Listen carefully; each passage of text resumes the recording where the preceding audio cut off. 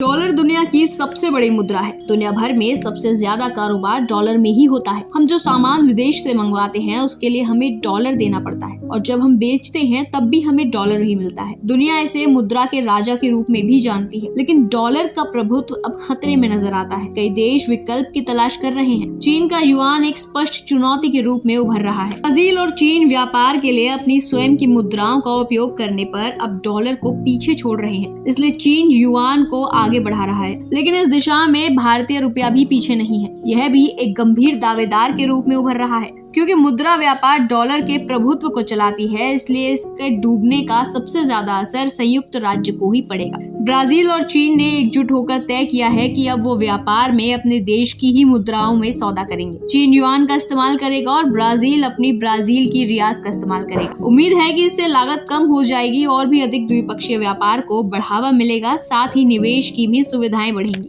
चीन ब्राजील का सबसे बड़ा व्यापारिक भागीदार है। पिछले साल द्विपक्षीय व्यापार 150 बिलियन डॉलर से अधिक का है, लेकिन इसके अलावा चीन युआन का अंतर्राष्ट्रीयकरण करना चाहता है, तो यह भागीदारों का एक बड़ा समूह बना रहा है, ऐसे देश जो इसका उपयोग करेंगे। युआन ने अमेरिकी डॉलर के बजाय इस दिशा में काफी प्रगति की है। 41 देशों के साथ द्विपक्षीय समझौता अभी सुरक्षित है। अब तक इन समझौते का कुल मूल्य 500 अरब डॉलर से अधिक है, इसलिए युआन अपनी अंतर्राष्ट्रीय स्वीकृति प्राप्त कर रहा है। इसके अलावा पेट्रो युआन तेल के बिलों को निपटाने के लिए पेट्रो डॉलर की ही तरह उपयोग किया जा रहा है। चीन अपने युआन को अंतर्राष्ट्रीय स्तर पर फैलाने के लिए बहुत तेजी से काम कर रहा है। वो ऐसे राष्ट्रों से संपर्क बना रहा है जो इसके युआन के जरिए व्यापार करेंगे। रूस भी चीन के इस प्रस्ताव को स्वीकार कर सकता है। कुछ देशों के अनुसार सऊदी अरब भी इसके लिए उत्सुक दिख रहा है। डॉलर से युआन तक का सफर, यह भी एक बहुत ही महत्वपूर्ण विकास होने जा रहा है। हम जानते हैं कि रियाज वॉशिंगटन के साथ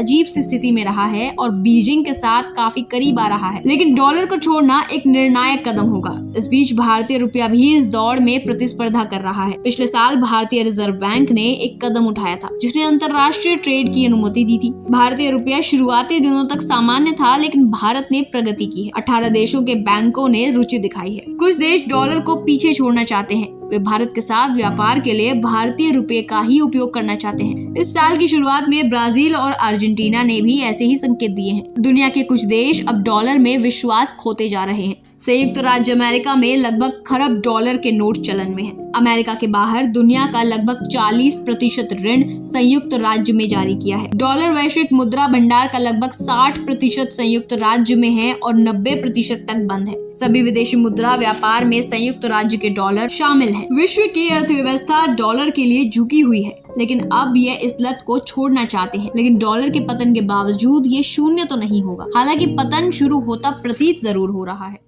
अगर आपके पास हो रहा है कुछ भी गलत या आपके पास है जनहित से जुड़ी खबर, तो आवाज उठाएं, वीडियो बनाएं, हम पहुंचाएंगे जिम्मेदारों तक आपकी आवाज।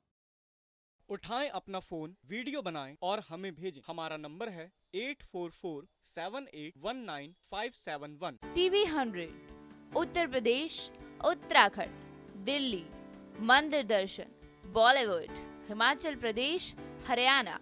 फैक्ट और मोटिवेशन के लिए चैनल को लाइक करें, सब्सक्राइब करें और बेल आइकन को प्रेस करना ना भूलें।